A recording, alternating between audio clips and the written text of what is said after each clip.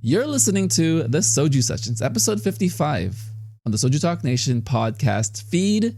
I'm your host, Crispy, also known as Crispy Wonton or simply just Anton. And on today's episode, host of the Kpop podcast, HallyuBeen, scientist, genius, and apparently super well connected in the K-pop world. Friends in high places, connections with managers and marketing departments and idols themselves. This person apparently has gotten on a video call with an idol and couldn't stop exchanging I love yous with them. Imagine. The one and only Alex joins the show, and she is an enormous MONSTA X fan. So with the release of their newest album, Shape of Love, I thought it would be a good conversation to have with her. One, to get to know her a little bit more, kind of introduce her to the Soju Talk community, as well as dig deep into the album. Spoiler, I love this album. One of the few boy group albums that I connected with over the past, I don't even know how long. And we kind of landed on this idea that it's not a banger of an album, but my genre that I connect with is more R&B, smooth R&B, pop R&B, kind of fun mellow music. And there's a lot of that in this MONSTA X album. So Alex does a really nice job of kind of analyzing all of that from an emotional standpoint, what it means from the history of the group and being a fan for so long, and also kind of what that means for them moving forward into the rest of their careers and the rest of the lives of all of the MONSTA X fans. So very exciting show coming up. Really happy to have her. She's new to the Soju Talk community, so everyone please be kind and wish her well and give her warm greetings when you see her around. But yeah, we met in the internet space of K-pop. We are good friends now, and we both do podcasts, so there will be collaborations in the future. Just a quick note, it is Mental Health Awareness Month. So the month of May, mental health awareness. For those of you that don't know, I used to work in special education and also mental health services in my adult life. In another life, I work in tech now, completely different. But it is something still very close to my heart as far as exposing people to the types of services available to anyone, right? I think the hardest thing that I notice is the fact that people don't know where to start. They don't know how to look for services. They don't know how to ask questions, and that is completely okay. I didn't know either until I started to work in the field. What I will say is, if you're a student, check with your student services department, whether that's a counselor or just the student services department at your school, because if you are a college student and you're paying tuition, it is included in your tuition. You are already paying for it.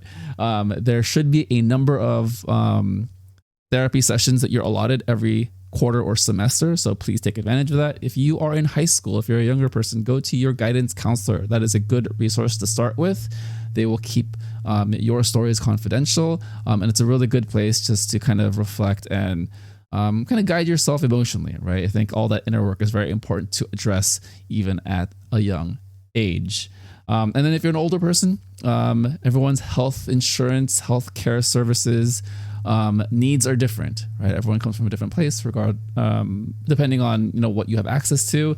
In the United States, it's a little bit different than everywhere else in the world, but I am pretty good and pretty knowledgeable about it. So hit me up, ask questions. If I don't know the answer, I can guide you to your local mental health services.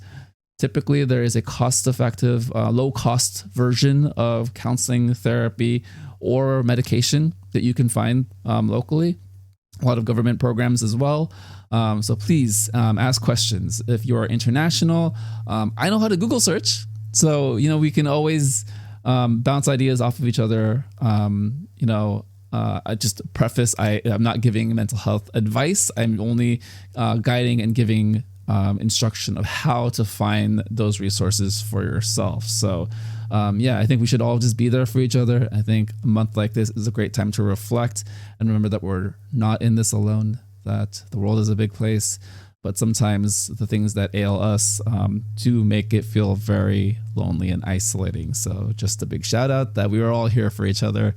So let me know, or let anyone on the server know, because everyone is super kind and nice and really willing and open to help each other out, from everything I've seen being here for the past couple of years. All right, everyone, we're going to jump right into it. Coming up, my chat with Alex, the scientist, on MONSTA X on the SojuSessions.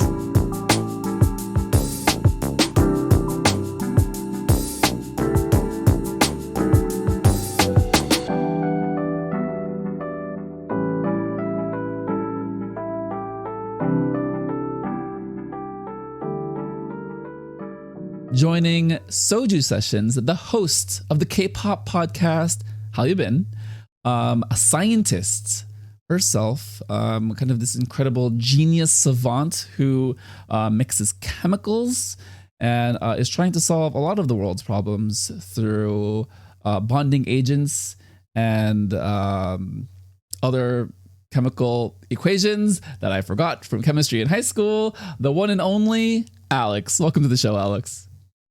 Hi, thanks for having me. Of course, of course.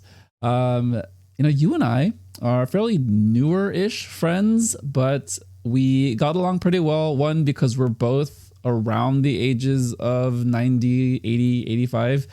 So Senior Citizen Club is, a very easy thing to connect over. And we also happen to enjoy similar ranges of K-pop throughout the course of history, the course of time. I wanted to have you on the show to get to know you and to get to know your origin story. So, Alex, tell us, what is your K-pop origin story? When did you start listening? And what were your first introductions to the wonderful world of K-pop? So I should be an OG K-pop fan. My friend moved to China when I was in high school, and he sent me Tell Me, by the Wonder Girls, and fell in love with the song, listened to it on repeat, and didn't bother to look any further into K-pop. So, don't know why, because I was obsessed with music back then already. So, fast forward, I was in grad school in 2018, and a hurricane took out my school for a little while. I was online, so I was fine, but I had like a month off. And I decided to randomly watch a K-drama. And from the K-drama, I went to Taiwanese dramas. And from that, I went to C-pop. And then I found Taeyang's Eyes, Nose, Lips. That is makes no sense, but No, it makes perfect sense. Once you get into that part of the world, East Asia, it's just all like one region essentially when you're exploring media, right? Not saying geographically. I understand people. China's huge and Korea is a peninsula. So, but it's all very connected, right? There's a lot of crossover. And I would even say K-pop and Korean entertainment at that point was far more widely accepted as far as like internet culture. So it did make a lot of sense that you eventually found it. So with Taeyang and Eyes, Nose, Lips, what was your first reaction, experience? How are you feeling when you heard this beautiful song sung by a beautiful man to his beautiful wife, I think at the time? Girlfriend, probably. I think it was girlfriend at that time. I don't know how long they've been married, but they've been together for a long time. But he loves her quite a bit. How did you feel back then? I was super excited for new music. And I was super excited because I really liked the song. And then it was like a whole new genre to listen to. Because I've always kind of listened to international music. My way of doing that was actually through Disney songs. I would listen to all the Disney songs in like different languages. And so to actually get like introduced to like, I don't know, real music from a different country was really cool. I grew up listening to German music, so kind of had like the European sound to it already. But I was really excited, and I kind of did a deep dive into Big Bang after that. So tell us about the deep dive with Big Bang. What was the first album you really dug into?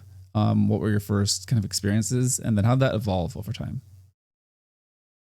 So my deep dive was kind of interesting because I think I found Eyes, Nose, Lips in like November of 2018. right? So 2019 was kind of a rough year for YG. So I don't actually know what songs I focused on because I ended up like hyper focusing on like the scandal. Um, uh, but I kind of hopped around. It was whatever like YouTube would just give me. So I didn't really follow any like specific album. I just bounced around from song to song. Um, Stay With Me, which is just Taeyang and G Dragon, probably what sold it for me though. That was where I was like, this is it. This is what I want to listen to. I need to know everything.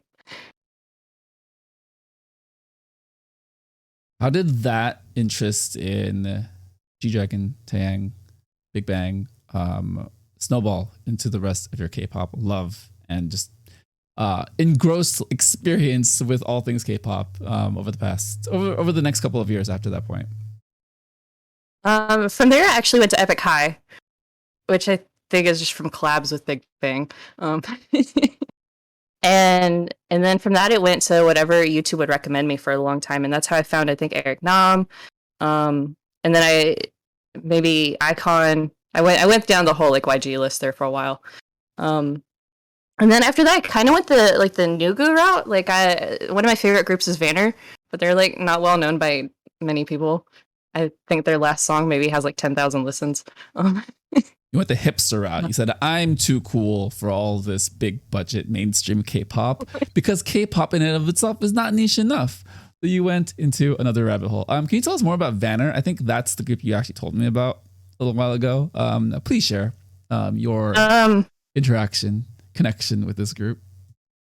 So I don't even know how I found them. They just kind of appeared in my life at one point. And I maybe a Facebook group, actually. I have no idea. And I just they only had like one album out at the point, and it was their title song from that was like Better Do Better, and they're a 5-member group, and they were really cool. I actually somehow connected to some other like fans of theirs, and there's one girl, she lives in Japan, and they did most of their promotions at Showbox in Tokyo, which is where a lot of the more smaller groups just kind of stay and promote for like months at a time, doing like 3 or 4 shows a week. So she got to really know them, and she would live stream with them constantly and like hang out with them. And that's kind of how I found a lot of the smaller groups, was through that, following Showbox tours. But I actually met Vanner 2020, I think. Yeah, January 2020, they did a US tour, which is incredible because they literally don't have that many fans. So I don't know how they managed to come over here. 2020, that's the pandemic. Yeah, January, right before the pandemic. Oh, okay, right before. Okay, fair enough. Yeah. Okay, nice. I was like, what? Yeah. How did they do that? Like, that's incredible. Okay, right before the pandemic. And then, how did you get connected with them? What do you mean? Or am I thinking of a different group? I think I'm thinking of another group. It's okay. We'll leave it all in. Okay. Well, so you dug into a lot of these Nugu groups, and you became very, you started to explore just a lot of different sounds and scopes. And how did that turn into this idea of wanting to talk about K-pop and connecting with other people online? Because just like the pandemic did for everyone, I think it was it was a situation where everyone's kind of forced online. Even if you were an outside facing person, you are now interfacing with people on the internet for the majority of your life throughout the past 2 years. So how did that kind of shift in your experiences with K-pop to just be primarily being at home alone on your computer instead of going out to see all those concerts and connecting with all those groups that you seemingly all know in real life? So where I live, there's really not a lot of K-pop anyway, so I have to travel. So I was already kind of online for everything. Right before the pandemic started, I joined a Discord group, and somehow like immediately became like a moderator for it. And so I was that, and I was like it was tied to a subreddit, and so that was kind of where things escalated for me, I guess. And like right around that time is when I started my podcast as well. Right before the pandemic, that was great timing. And I think from there it was just spending all day on the computer talking about K-pop. There's nothing else to do. I actually did not stay home much of that, to be honest, because I work in a lab, so can't do lab work at home. Yes, that is. Well, I mean, you could bring science at home. You can do science projects and experiments. I'm really making this like a childish situation where it's like I'm just picturing you in a white coat, just like in your home, with all your like beakers and what are those called? Fire things. Yes, I know science. Yeah. Well, you briefly mentioned it, and now it's like let's jump into it. So you have a podcast. You have the HallyuBeen podcast. What motivated you to start the show, and kind of tell us the premise of HallyuBeen and the show? So the show started because of the Burning Sun scandal, actually, which even with that, I don't think I've had a single episode that even vaguely mentions that. But the whole like 2019, when everything was like really going crazy with that, I spent every day just kind of hyper focusing on it because I kind of couldn't believe what was happening. Because I was still new to K-pop, and I was like, what is K-pop? What have I gotten into? What is everything like this? Because there's so many like idols getting dragged into it, and I would spend my lunch break every day with my coworkers just going, what is happening? Not that they care about K-pop, but they got invested in it because it was just so dramatic. And from that, one of my friends, we started talking, and we decided to make a podcast where I try and explain K-pop to him. So that was kind of what the first season was, where my friend Jonathan and I, we would literally just talk about different things in K-pop. Sometimes it would be a scandal that happened. Sometimes it would be me just trying to explain English lyrics in K-pop. Which is always fun when it's like, this clearly doesn't make any sense, but we're going to sing it anyway. Looking at you, NCT. Yes, you're a very big NCT fan. We will eventually get you on for a whole like NCT breakdown because I need an explanation, but I think you did a nice job on your show. Yes, I listened to it. Having a conversation with a friend about NCT. So I think you did an excellent job there.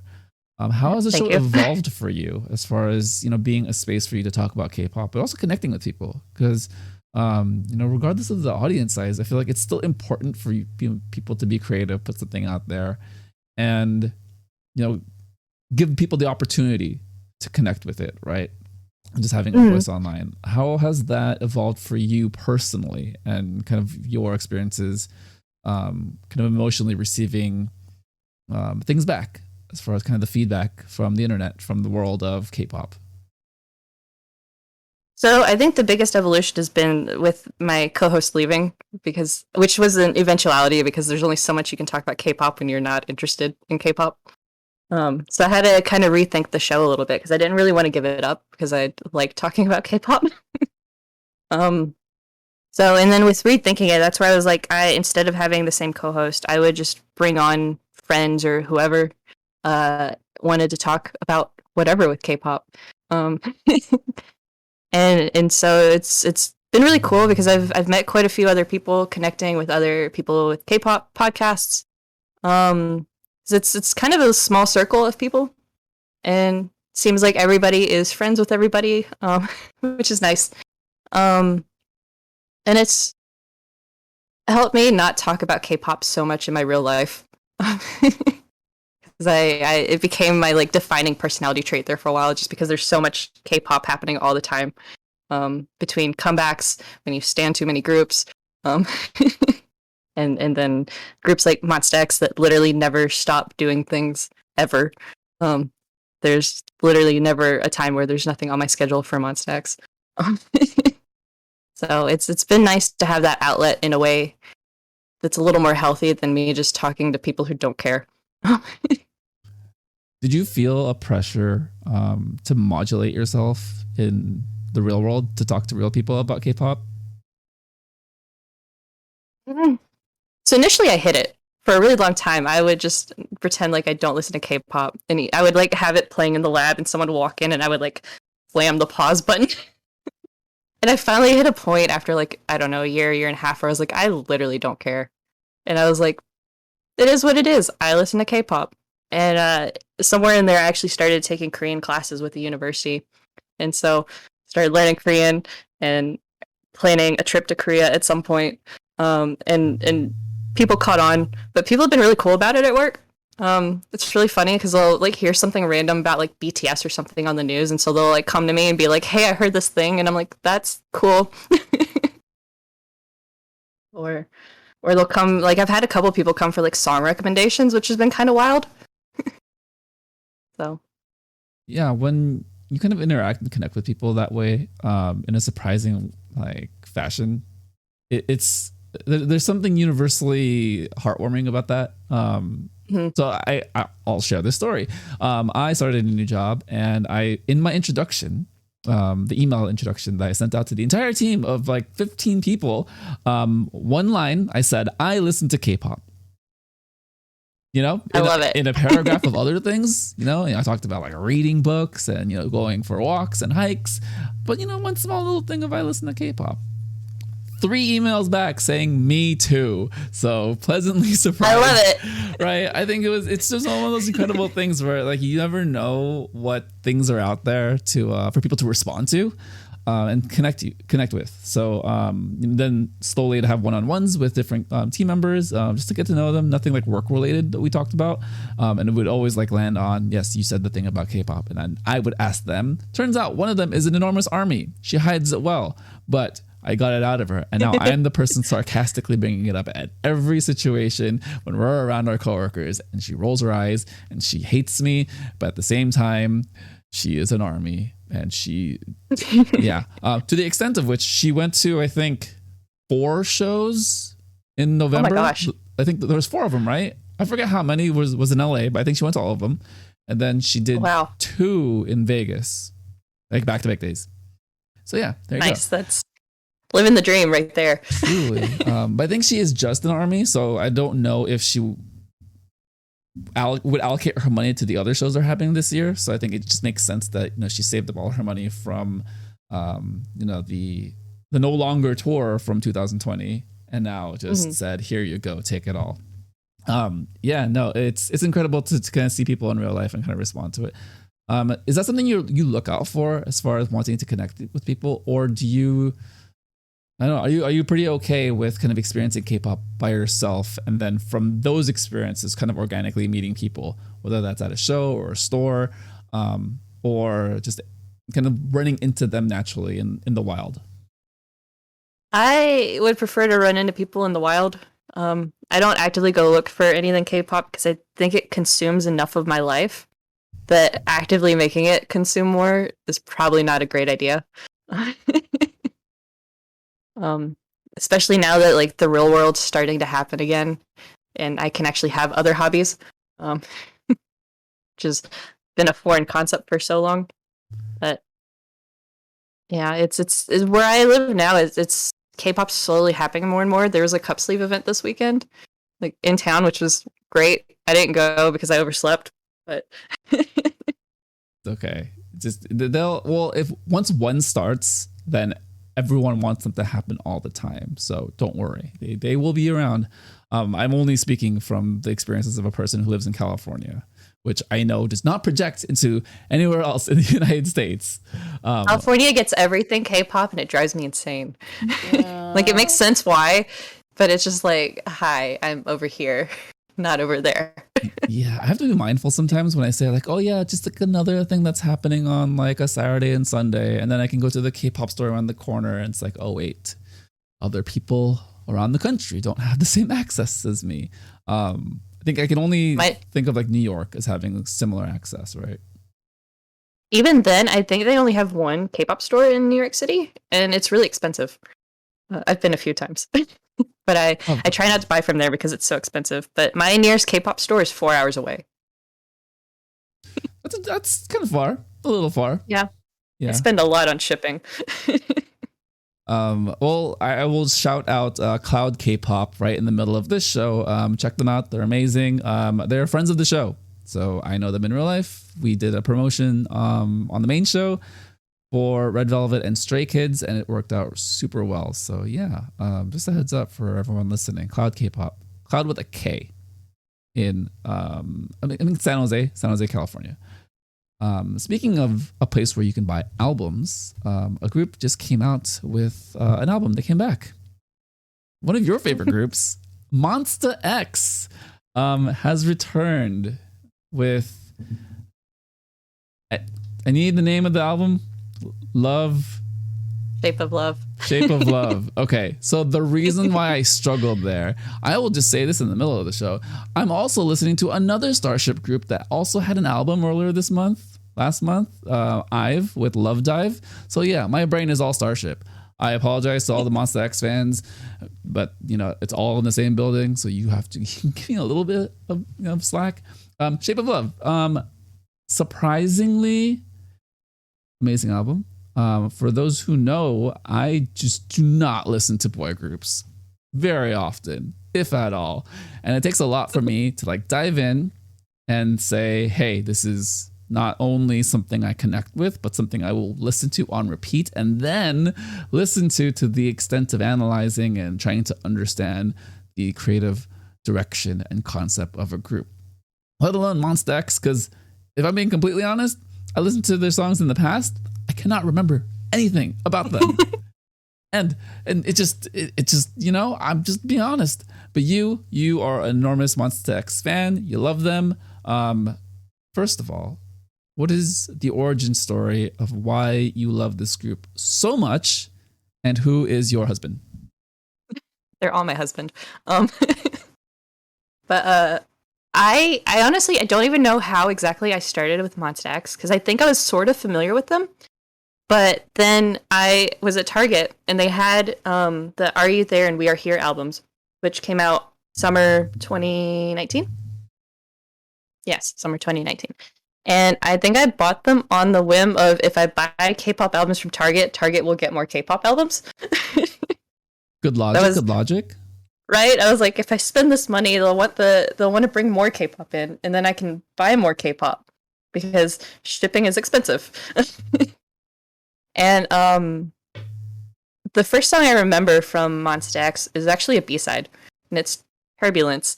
And the reason it stuck out to me was because I misheard the lyrics, and instead of turbulence, it sounds like they're saying God bless. And I was very confused why they were just saying God bless a lot. I'm very confused too. Maybe I should listen to that song again. Yeah, so they're saying turbulence, I just can't hear. I hear it now, it's fine, but it was just, initially I was like, I don't understand what's happening in this song. But the song that got me to just ult them and be like, if I had to quit all of K-pop, I would still stick with these guys, it'd be fine, was actually the song Love You off of their first English album. And it's, one, Jooheon's vocals in that are incredible, but two, the lyrics are hilarious. The lyrics are something like, I really, really want to love you. I can't say the word I want to because they won't play it on the radio. Because love is not the word they mean. That's good to know. They are hilarious. Okay. Right? It was so funny. Wow, I have to give them a chance now, for real. That's like my humor. So good on them. Man. And they're Starship, so Wooju Sonyo. I have a very big I'm having a very big moment right now with Wooju Sonyo. This is put it that way. So all things connected to Starship and MONSTA X, apparently. So here we are. No, that's amazing. They have a lot of character. To bring up Wooju Sonyo again, on Queendom 2, Juhani, and please remind me who the other person is who joined him. I believe it was Hyungwon. Hyungwon, perfect, great. Came to the show, and then I recognized him. I was like, oh, hey, cool, it's MONSTA X. And then, of course, they talked about them and they labeled them and everything. And then, they had this interaction with Wooju Sonyo, and I was like, oh, this is good. This is good. Yeah, nice to see the little interaction. And then the album announcement happened. I was like, okay, I'll give him a chance. And now here we are with Shape of Love. So the title track is Love, with a music video, of course. What is your initial reaction to the song, the music video, and how did you feel having MONSTA X back in your life? So with the song coming out, the day they announced the comeback was actually Kihyun left his last stage from his solo album, and like this moment like the show ended, they announced the comeback. So there's like no break in like content for me there. Like this, no time to breathe for them. But my opinion of the song has changed in the week that it's been out. But I actually didn't like it when it first came out, which startled me because it is a Jooheon title track. He produced it. It's his third time producing. It took them 6 years to let him do that. I'm not bitter. But I love it now. I had to grow on me a little bit. I don't think it was what I was expecting, and I think that's what threw me off. I was a little worried because he called it Gambler Part 2. So Gambler was his first title track that came out last year. And I also not my favorite song. Like I love it, but it's definitely not my favorite title track, especially coming off of Love Killer, the comeback before that, which is my absolute favorite title track from MONSTA X. So it's one of those of like, okay, we're doing part 2 to a song I'm not crazy about. But I really like it. The music video is kind of interesting because it's one of the few that doesn't have a plot. It's just some kind of dancing and some random scenes where everything else has plot. There's some lore to MONSTA X. It doesn't make any sense. There's time travel. I don't think the videos are in order. There's question about which videos actually go to that lore and which are different stories. I don't know. I tried to keep up. I tried to decipher it. I spent a long time trying to decipher it and I gave up. So to have something where I can just enjoy it and not go, what is this lore, has been fantastic. I too appreciate a lack of lore in my songs, in my music videos, in my experience overall in K-pop. So great job MONSTA X, coming out with a song that is very self-contained. I think they did a nice job kind of using the stage and the set of the music video to evoke a lot of the 90s inspiration that the song pulls out, right? Everything from the outfits, the literal stage that they're on at one point, the lights. So they had the moving. I don't know how else best to describe it aside from the stage lights that move a lot, that kind of move along with the music. Very like 90s live show stage experience, right? I'm gonna date myself and make myself sound super old, but In Living Color is what comes to mind.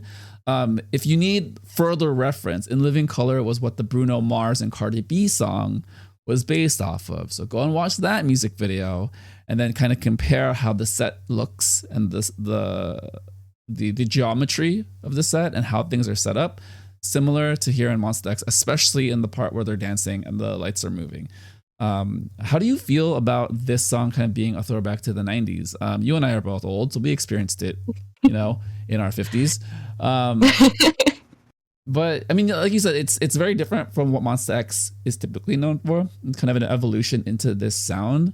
But to me, I love it because it is R&B, but it's very like uppity R&B. I wrote down Boys to Men.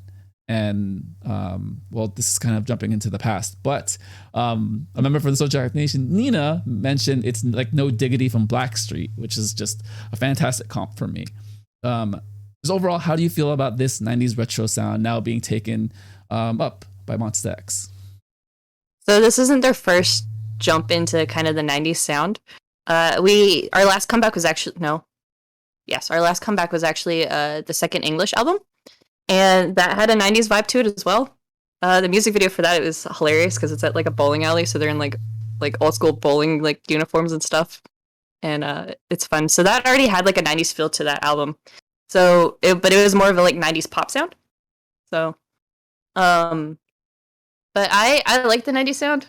I like 90s music. I still listen to a lot of 90s music. I listen to older music probably more than I listen to modern music as far as like Western music goes, honestly.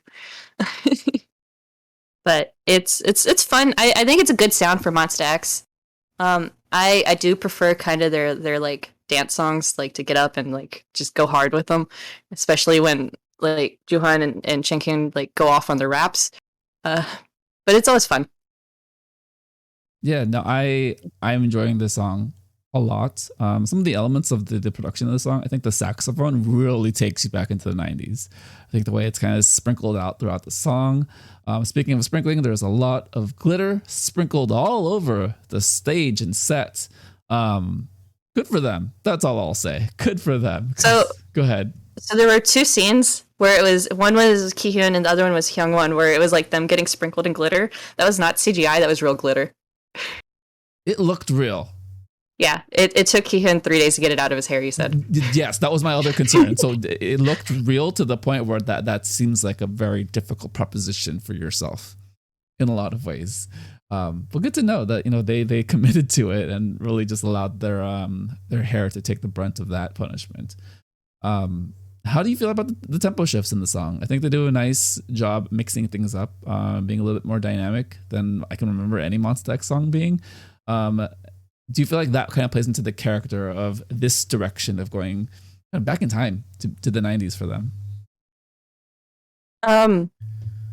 I'll be honest, I don't know a lot of technical stuff when it comes to music. But I'll say I think this is more common in the more recent MONSTA X albums in general. So this isn't necessarily new for this album. But I mean I love it. The last few albums have been great. They've been some of my favorites coming out. So yeah, no, yeah, I would say if you're fairly new to MONSTA X, this is a very different sound than what they're known for. But if you're also a person who likes 90s music, then this is the song for you. There is an NCT song that does 90s music. They're in hockey jerseys. 90s love. Yes, you are correct. I continuing on the thought, so not breaking. There's a lot of similarities between these two songs as far as like the sound and the way that the music video is shot, and I really appreciate that as far as that type of take on retro.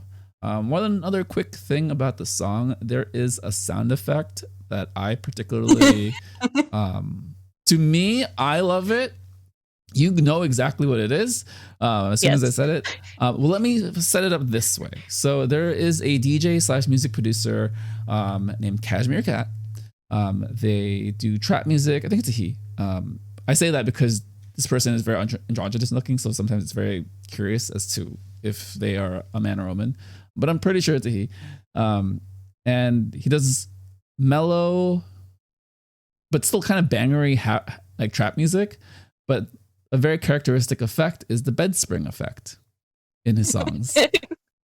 That sound is all over this song. And if you know what that sound is, then it evokes a very specific type of imagery that one would have with bed springs. If you're a child and you're a kid and you've only heard that sound, you know, jumping on the bed, and your parents tell you not to jump on the bed, then good for you, because don't jump on the bed because you could fall and break your arm. And that is all I will say. Great song overall. I love it.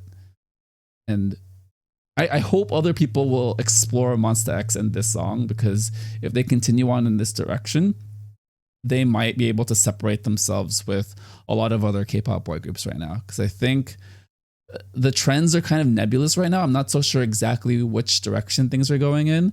I will say rock music, or like punk, like the pop punk sound, seems to be the shift in a lot of ways. TXT's coming out in the next couple of weeks. They're doubling down. MONSTA X might be the nice palate cleansing contrast to that, right? We're going to move on now to the rest of the album. We're going to do a full album discussion, everyone. Track number 2, Burning Up, featuring Rehab. Alex, what did you think about the song? How did the song make you feel? And how do you feel like this song complements track number 1? So I like to think about albums as kind of telling a full story. How did you feel about Love going into Burning Up? I think it's a good transition. MONSTA X has a lot of collabs, actually, and this is a really good one. It's probably one of my favorite collabs at this point. Not my favorite, but one of them. And it's kind of a simple song, honestly, lyric wise. Like there's not a whole lot of lyrics to it. It's very repetitive, but it's a good dance song, I think. Good like club song. It was actually produced by Hyungwon, which is nice because his alternate persona is DJ H1, so he's actually DJ. So I'm learning so much about MONSTA X. God, good job, Alex. I am an encyclopedia. So I hyper focus. But I actually didn't realize initially that it was a Hyungwon song, because I kind of just assumed that I don't know, Rehab would maybe have more of a hand in it than they did, but Rehab, they helped with the arrangement, but that was about it. But yeah, I think it's a good song to flow into it. It's definitely not my favorite off of the album, but it's still a good song. I will have to counter that and say this is my favorite song on the album. Oh, really? Because it's Rehab. All right, so let me paint the picture. Imagine 2011, Memorial Day weekend in the States. That is at the end of May, and a weekend at Excess Nightclub in Las Vegas. And the night swim, the famous night swims that they do, and Rehab playing a set and opening with this song to kind of ease people into the evening. That is exactly the memories that this song kind of evokes for me. I love the 808 drums. It's got a very big room house feel to it. And it's just like, oh yeah, I was at the club in 2011 when he played stuff like this. So the fact that it's got a K-pop spin to it, it's not this overly just like repetitive house song, but there's a little bit of dynamic nature to the voice, and Juhani's tone specifically, I kind of love the fact that he brings in a little bit more lightness compared to the first song he did on the album, Love. So it's a nice contrast between even just those two songs, right? A nice progression in style. Overall, when I saw Rehab on it, I was like, this is going to be a banger. Another good example for Rehab doing a K-pop song, check out Chungha. Chungha and Rehab did a collaboration. God, it's been almost 2 years, two years now. Yeah, that's an incredible song as well. You can hear a lot of the characteristic sounds that he uses as far as being a producer and DJ. It's very similar between both these two songs, the Chungha song and Burning Up. And then I do want to kind of shout out the Daft Punk-esque distortion at the end, where it's just like, I don't know who's singing. I was trying to find out. Oh, I'd have to listen to the song again. But they do a nice little just like robot voice. I'm just like, what year are we? Is this 10 years ago? Did I go into a time machine? And it just, my guess would be it's Kihyun, but Kihyun's. So I try to like go into the song and go into the album and see who's singing what parts. Kihyun's voice definitely stands out for me throughout this entire album. So definitely would not be surprised if he was did the quirky part of this song, right? My question for you, Alex, is what club memories does this song evoke from you? So I'm not a club person at all. What your 2011 memories does this song evoke from you? Again, none. I was a science kid. I was too busy to party. Your 2011 story. I was living in small town Mississippi, going to college, studying chemistry. I will save this. No, I have something to say, but I will not call you out on this recording because. So yes. Anyways, 2011, I was not legal to drink either. So. With all that being said, I think this song is a club banger. If you are old enough to drink and participate in such activities, please feel free to do so safely, children. Safely. Do not drink and drive. Get an Uber. Get a designated driver. Anyone. That is my PSA for the moment. Also, Alex was drunk on soju just a couple days ago, so that is what I will say. Moving on to track number 3, we've got Breathe. This song, God, there's just a vibey coolness of this song. It really makes me feel of Bruno Mars and kind of that R&B funk that he brings into a lot of his music. And a lot of like dynamic vocal work with MONSTA X. My question for you is, has MONSTA X always sounded like this as far as harmonizing and being this quality with vocals? Yes. Okay, good. Because I'm just honestly, I'm just ignorant to it. I just never. I might be biased, but yes. Well, describe it, right? So how does this song kind of play into those vocal strengths that you know of MONSTA X? So to be honest, this is the most forgettable song for me on the album. I had to listen to this one like right before we started recording because I was like, I don't know anything about it, no matter what I listen to. It's also the only one not produced by them, and unintentionally, I seem to lean against songs not produced by MONSTA X. Um, Yeah, there are a number of producers oh. on it. Ryan Jun is the first on the production list for both music and arrangement. So just a heads up there for all the Ryan Jun fans. I know he's just very popular in K-pop and he's produced a number of songs. Long list of songs. Look him up on Wikipedia. He has a large discography. But how do you feel like about this song being number 3? You know, following up 2 pretty nostalgic sounds, different decades, of course, between Love and Burning Up. But you know, with this song being an R&B song in a lot of ways, how do you feel like this is fitting in for number 3? I think it's keeping the tone kind of mellow for me as far as a MONSTA album goes. I'm used to, I think, them going maybe up and down a little bit more, where they'll have like a hype song and then they'll slow it down a little and then they'll hype it back up for a while. And they don't really do that at all, like as across the whole album. There's not like one like we're gonna go hard and we're gonna be exhausted afterwards because we are gonna be jumping and screaming the entire time. Which I think is missing from the album as a whole for me. Is this a song like that? Like it feels incomplete because of that. Well, that's So, a good point. like- Yeah, I actually didn't think about that until you just said that. Yeah, just as a MONSTA X album. Like if it was honestly any other group, I don't know that I would be as concerned about it. But just missing that just really exciting song just feels weird in a MONSTA X album. No, that makes complete sense now. Why this is not to challenge or be a contrarian to you, but why I love this album, because I vibe with R&B songs, R&B albums. I'm a very big Jackson Wang fan. I like R&B music from male artists, essentially. So my brain is just like, oh, the logic, hello, this is why you like the album, because there's no like super hard, heavy hitting like banger, because you're kind of just, me personally, I'm just kind of vibing to it. But that's a great point that you make, that it doesn't have a characteristic like K-pop banger or MONSTA X banger throughout the album.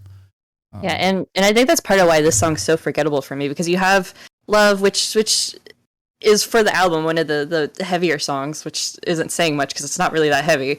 And then Burning Up is like, is it Burn It Up? Burning Up. So they have a song called Burn It Up. So we have Burning Up and Burn It Up. So I get confused. And then Burning Up is like your dance song, and then this kind of still more even. Like everything's kind of just even for me as far as the sound goes.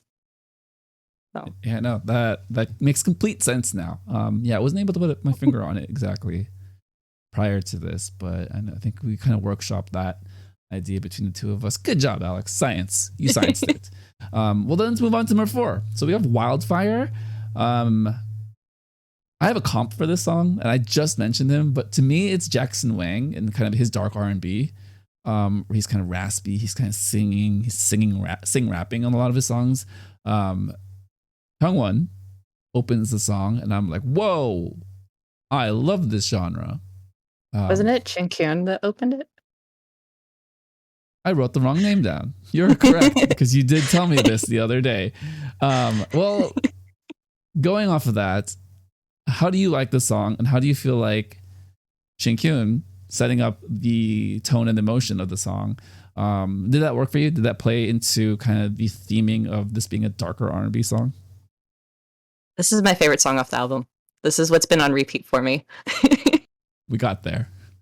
Yeah. So I mean, I love the whole album. It's just if it had the one like banger, it would be a perfect album. But this is my favorite song.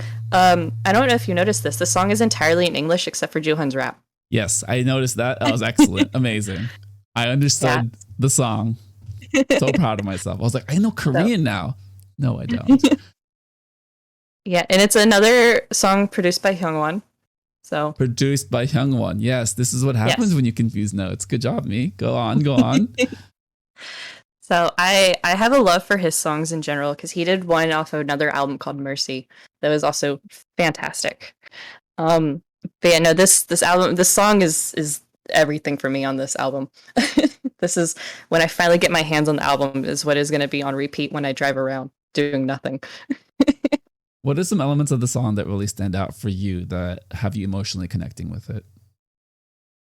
Honestly, the vocals. It's the vocals, and I get a really good Jooheon rap because I love his rapping. I fell in love with his vocals. That's why I ulted him, because Love You doesn't have any rap in it either. The English album doesn't really rap. So I fell in love with his vocals, but his raps are insane. and I get at least a little bit of that because it's not really super there in the other songs. And it's fun to sing along with, and it's just good time. There's a bounce to it that's really nice, right? I feel like, and this is my interpretation, I could be completely wrong because I am very abstract with these things. The visual representation of fire, right, and like fire dancing essentially in a fire pit, like a flame, very much to me is mimicked in the way that they progress and sing throughout the song. There's a bounce, there's a playfulness, there's kind of a dancing flame aspect to the way that they perform the song, and I guess to me that's kind of how I felt about the song, where it's like, oh, this is really fun and playful. And then on the fact that it's called Wildfire, and then they talk about different elements of just heat and all this stuff, and the fact it's in English, so I understood a lot of it. That was great. So no, I think this song is definitely one of those songs that I told you before the show that I was wrestling with one of my favorite songs. So it was between this song and the Rehab song. Yeah, man, this one's good. Also shout out to the I think, was it? Never mind. I wrote down a note. I think it was for another song. I'm gonna move on now. We're moving on now to track number 5, Love You. 사랑한다. All right, good. So this one, if you don't know MONSTA X, I don't think you would realize it, which is actually kind of cool. This is absolutely a fan song. Yes, I read the translation, 100%. Yeah, but I feel like if you didn't know the backstory to it, even with the translation, it wouldn't be necessarily as obvious, at least compared to the other fan songs, because Jooheon produced this one, and he likes to write fan songs. We have multiple. So. Well, my feelings from the song is, one, I got that with just the tone shift from the rest of the album. But then, listening to it a couple of times, I was like, oh, this is an anime song. This is like the end of the coming of age slice of life movie, and the movie's over, but the characters live on and the story lives on. And, you're crying and you're trying to connect with the world. What does this song mean as far as some of the fan themes that they're trying to connect with? Specifically you and your love for them. I'm just all over the place. But as far as like the themes of the song, like what are some of the ones that stood out to you that really had you, feeling a kind of way for MONSTA X and this being a fan song for you? So to start with, 사랑한다, Mon Bebe is how they end everything when they have any kind of speech, when we have any kind of event. That is the last words we hear from them. It has been our thing. It's really funny. There was one time where Shonu forgot to do it, and the rest of them got so mad at him over, because he's enlisted right now, but he normally starts it. So he'll say 사랑한다, and then the others, like as a group, they'll all say Mon Bebe and shout it. And he forgot to do it, so they went on V Live just to do it. like it is a particular thing that nothing feels complete without it. So it started with that, but then going through the lyrics through an English translation, like you can definitely see that in the lyrics that they've kind of had a hard time, and they've been dealing with a lot of stuff. Everything since what happened with 1O back in 2019 until now has been really rough. It's been a lot of up and down. Because 1O left, and Shonu actually had a scandal at the same time, but no one really paid attention to it because the 1O thing kind of blew up bigger. But Shonu actually had a dating scandal. He was dating a married woman and didn't know it. So we had that, and then everything with Wano, and then Juhan actually went on a hiatus on January 1st. Right after that, he walked off stage. They did a New Year's Eve concert. I don't remember where, and apparently he collapsed like as soon as he walked off stage, and so he was on hiatus for 5 months. He didn't come back until Fantasia for promotions. So he actually missed the All About Love promotions when they were in the US. And so with that, so because he went on for like anxiety and stuff because everything that happened took such a toll on him. And then after that, Shonu's enlistment, Shonu's eye injury. Kihyun went on a hiatus because he got dragged into that bullying scandal nonsense in early 2021. So it's been a lot of heartache. Been a lot of things going on. Anytime MONSTA X and Wano are anywhere near each other and it's public, somebody issues an apology. It's really frustrating. And so you kind of see that in the lyrics of that, or like a bad relationship is referenced, and then it's just connecting of we're in this together type of a thing. I'm here for you, you're here for me. And it's just we love each other as Monbebe and MONSTA X. And that's definitely we had FanCon this weekend, and this is actually how they ended it with this song. So you know, all the things that you said about the struggles that they went through are pretty indicative of real life, right? Because if you just imagine a normal person who is not famous, who, you know, goes to school, graduates school, goes into the workforce, but also has a family, has people that they care about and love throughout their entire life. No family unit is perfect. I'm going to repeat a story from my friend Michelle when we talked about Big Bang. And the fact that, you know, we talked about, you know, being imperfect, and you are just so much more under a microscope if you're in entertainment.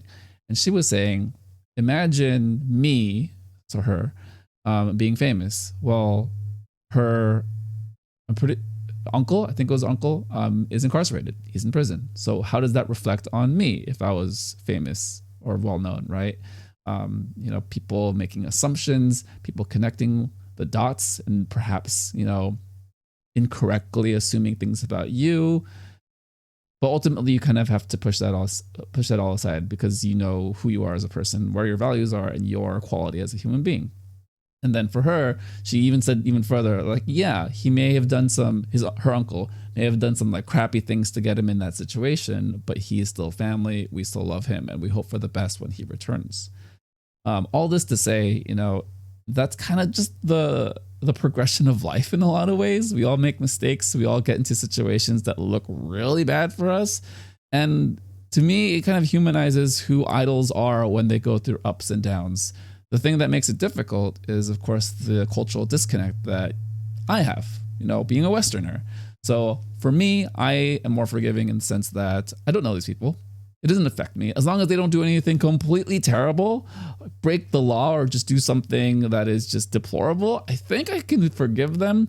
But looking in the eyes of what they represent and being these role models for younger people, or even if you're in a more conservative society, in East Asian culture, it just didn't look good. So there's just so many other things that they have to battle in order for them to come back into the spotlight and be successful.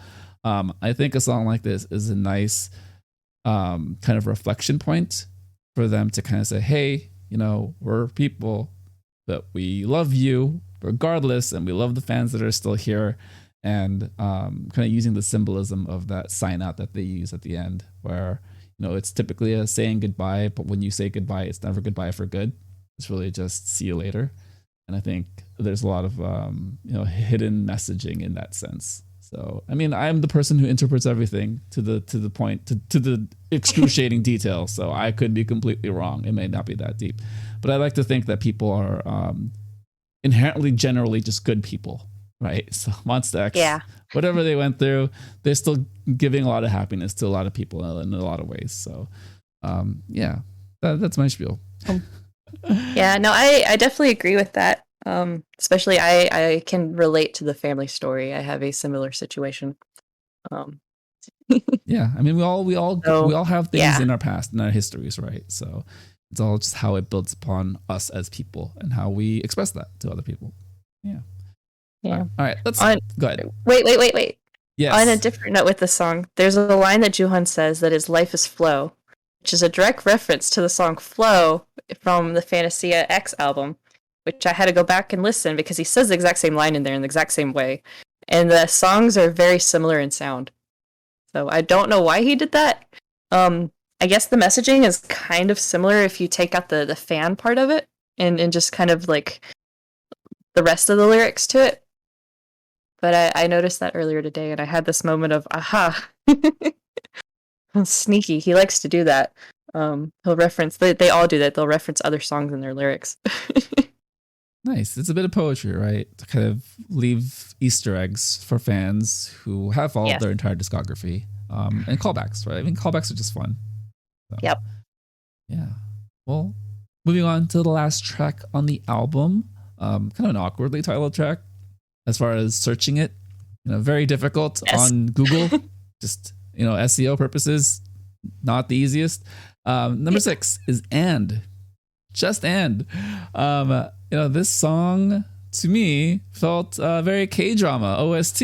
It's got a little bit of anxiety guitars, really introspective and thinking about, what's going to happen in the next episode, as, the two main characters meet in the middle of the street and then they lock eyes and then it cuts to the end and makes you think like, oh, I want the next episode now.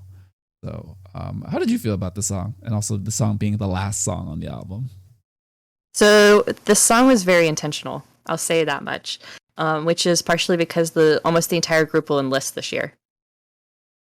So, there's been a lot of talk with that on. It's also year 7 for them, so it's contract renewal time.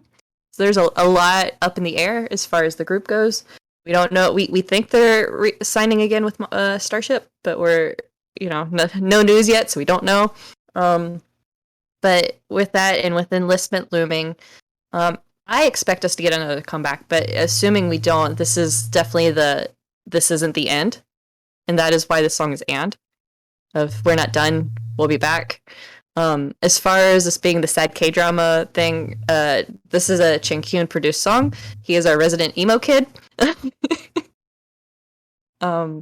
He likes to be dark and broody and sit in a corner by himself just reading some like philosophy book. That's kind of his thing. He's just a little extra when it comes to that. So the song doesn't surprise me at all, knowing that it's from him. I think you've got the tone right with the K-drama cliffhanger type of a vibe to it.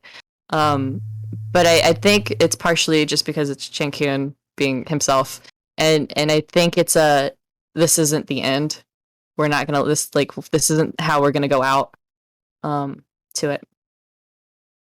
Yeah, there's a lot of lyrics about hugging and kind of holding on to someone, Mm-hmm. people. Yes. I think a lot of metaphoric or even literal signs of affection. And I think you kind of nailed it with this idea of and being the continuation of something, with how it's used grammatically and how it's used kind of poetically here. Musically, very bombastic, very dramatic. Like they really want you to know that they're not done, even though there's going to be an abrupt interruption because of enlistment, like you mentioned, and also the questions of being in year 7, what that means as far as renewal.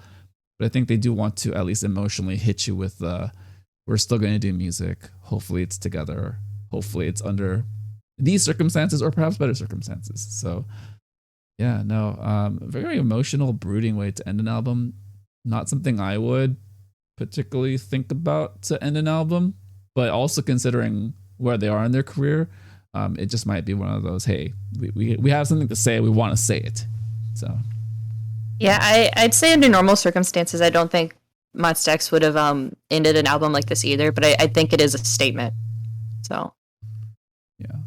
Nice. Well, on that note, kind of ending our album discussion, let's go into some closing thoughts, but more of a looking forward perspective on MONSTA X. So you just kind of mentioned the 7-year mark for them, the impending enlistment for a lot of the members. But there's something to look forward to. There is a tour. Which shows are you going to? And kind of describe what this tour could possibly be as far as themes and concepts. So this tour, MONSTA X, for some reason, instead of canceling like everyone else did, they just kept postponing. So this is actually their 2020 tour. So it was 2020, it got postponed to summer 2021, it got postponed to January of this year. And then a week before tour starts, they postponed it to May. So that was fun getting my money for my flight back. I am going to the New York stop, which is their first stop. That's to open the show. And I'm going to the Atlanta show. I'm trying to justify going to the LA show. But flying cross country is incredibly expensive right now. I think I could get a flight to Europe for cheaper than I can to LA. What? Just Well, yeah, I don't understand it, but it where we're at. So I don't know what to expect because the last tour they did was for We Are Here, which was like summer 2019. So we have like a million albums since then to cover. So I don't even know where to start with songs because we had Follow, Fantasia, All About Love is the English album, Love Killa, Gambler, Rush Hour, and now Love, and then we had a couple Korean or Japanese albums, and then we had back in December we had the second English album.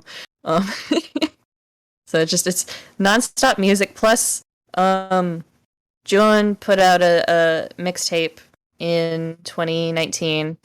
2020 we got Changkyun's solo album. 2022 now we got Kihyun's solo album. They'll perform all of those. I have my fingers crossed that we get Sembakja, which is Joohyun and IM unit song that they refused to release a studio version of. According to them, they lost it, but they've performed it live since they said they lost it. I don't know why they won't just release it. It's an incredible song. It's fun. It's forever long. There's a drum break because Joohyun plays the drums. It's great. It's hard. It is a banger. I am obsessed with it, and they won't release it. And it's forever old now, but they still play it at concerts.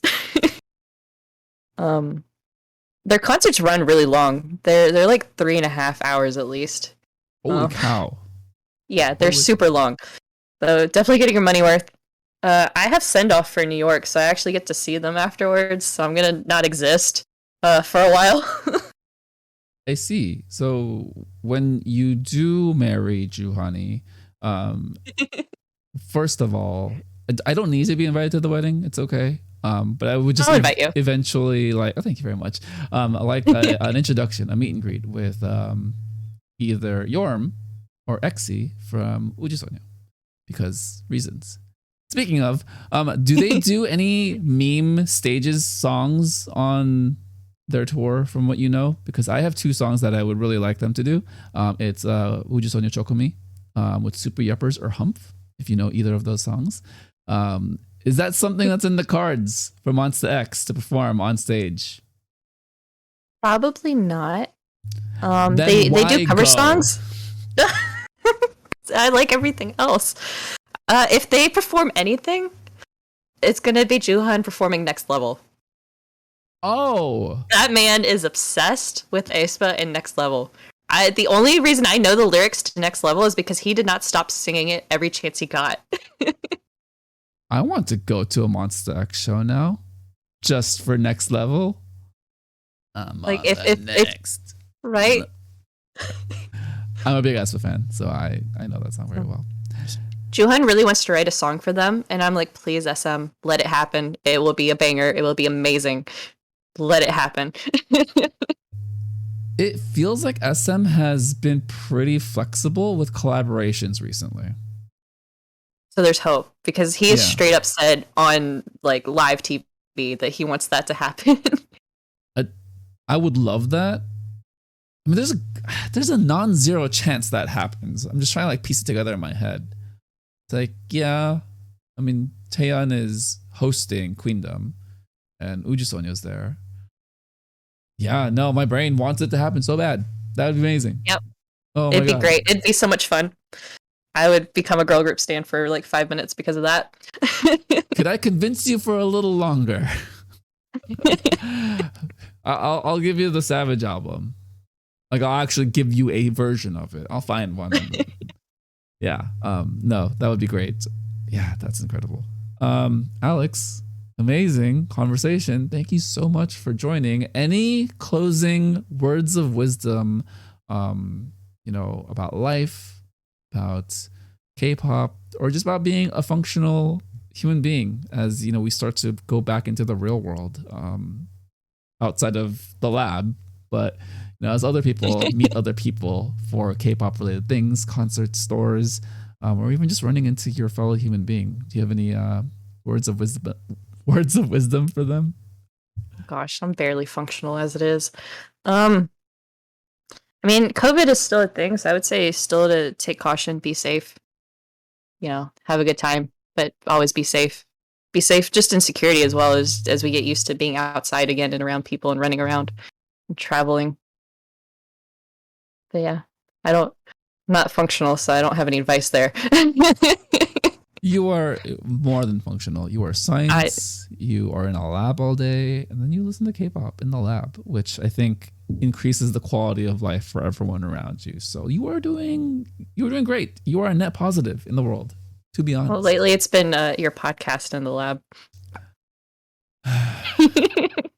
Let's just not talk about it. We're just gonna Alex, you're amazing. Thank you for joining the show. You're awesome. We'll have you back on. I've got some ideas for you. So no worries at all. You'll be here. Okay, can't wait. All right, we're going to sign out. Thank you, everyone, for listening to the Soju Sessions on the Soju Talk Nation podcast feed.